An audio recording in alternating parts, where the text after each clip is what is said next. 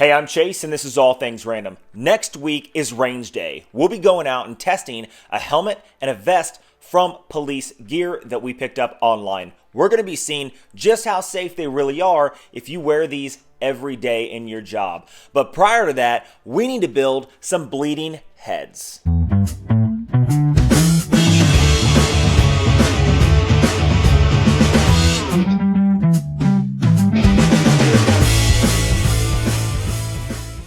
I started thinking, what's cooler than shooting something that actually reacts by bleeding? I looked online and found there are bleeding targets you can buy, but the actual targets themselves are over $100. Well, that's just not for me. I'm a pretty cheap guy and I'm a do-it-yourselfer. So what I did was I went out to Michael's right after Halloween and I found some pretty awesome Frankenstein styrofoam heads for $1.29 each. I picked up 4 of them, so I'll be making 4 targets here. In this video, I'll be doing a build on just one, but you just replicate it 4 times.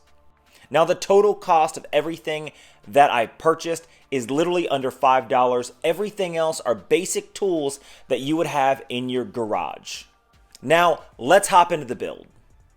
Okay, and here's just a quick overview of some of the things that we're working with. A couple heads and some tools. Some Cairo light corn syrup and some red food dye. Now, this head was extremely cheap, like I said. Picked it up on Halloween for $1, well, right after Halloween for $1.29. And you see right there at the bottom it says $7.99.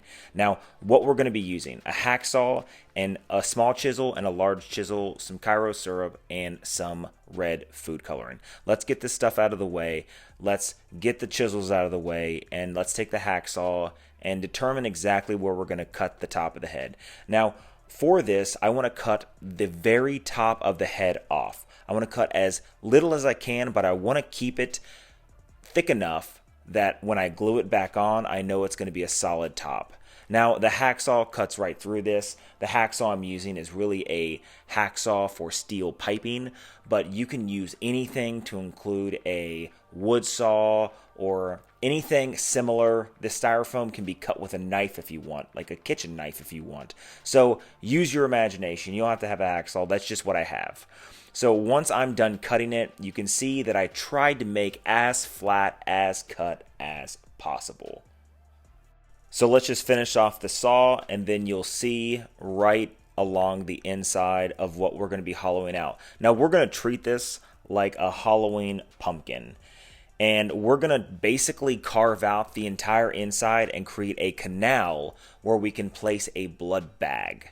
And the blood bag will, of course, make out of the Cairo syrup later. So I used a large chisel, and basically what I started to do was mark out where I wanted to carve. My thought process in this was I wanted thick enough walls to allow it durable enough to easily transport it from one location to another. Styrofoam can be strong if it's extremely thick. However, if it's flimsy, anybody knows by holding a styrofoam cup, you can push right through it. I didn't want any damage or anything like that to happen. Plus, we're going to be putting a helmet on top of this, so I want it to be durable enough to be able to hold a heavy helmet on top of it. Now, what I did then is I went through and I used the chisel and I carved it out, like I said before, like a pumpkin. And I'm going to speed up the process here because it only took me maybe 15 minutes to carve it out, but we don't need to sit here and watch for 15 minutes while I'm carving it out.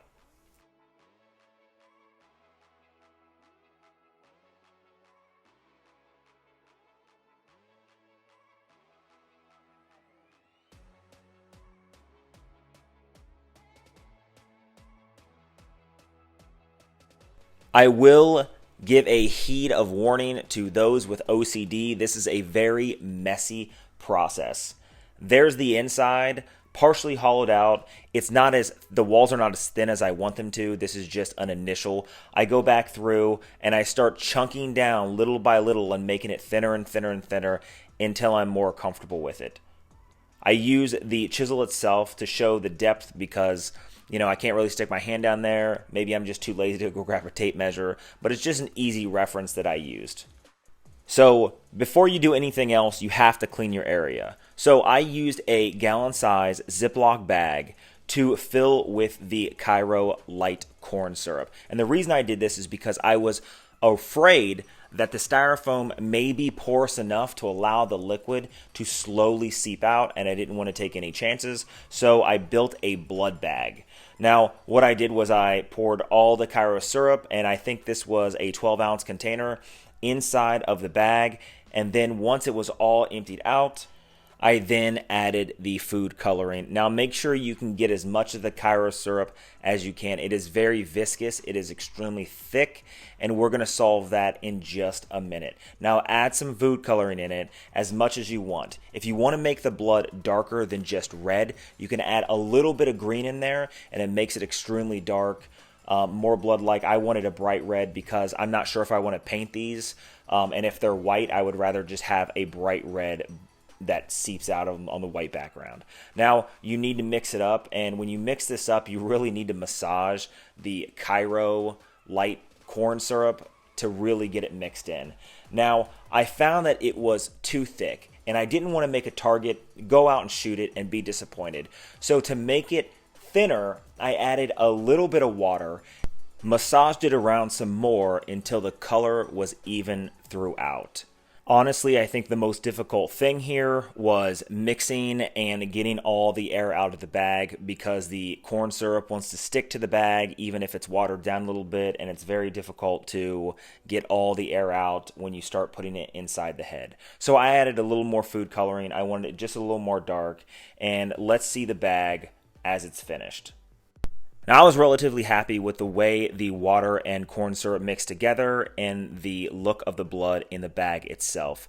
Now, what I did was I sort of rolled it, and when I placed it inside the head, I placed the extra plastic, the additional plastic from the bag to the rear of the head, so the blood would be pushed forward and out to the sides, so that I know when I shot it, it would actually bleed and I wouldn't just be shooting loose plastic. Once you finally get the bag settled in the head, there's only one more thing to do, and that is to put the top of the head back on and seal it up. And you see it fits almost perfectly. I didn't test this. This is just how it turned out. So what I used was a simple silicone caulking that I had just lying around the house that I had used for my bathroom. Again, this is an everyman's job, and you should be able to use anything in your garage to finish this, as long as it kind of just leaves and seals that top on. In the future, I may find something more like liquid nails to be a little stronger bond. However, I wanted the seal to be clear, and I didn't want a lot of excess discoloration if I didn't feel like painting the head. I'm not OCD myself, but it doesn't mean I can't do a good job on a build that I do. So this is the head in itself. It's going to take about 35 minutes to 45 minutes to dry. And, well, there it is. $10 and a target that bleeds.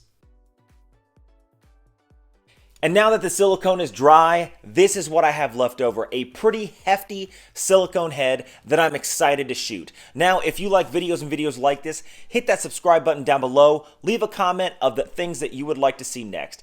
Hit that notification bell so you can be notified on the day I release that awesome range video. Until next time.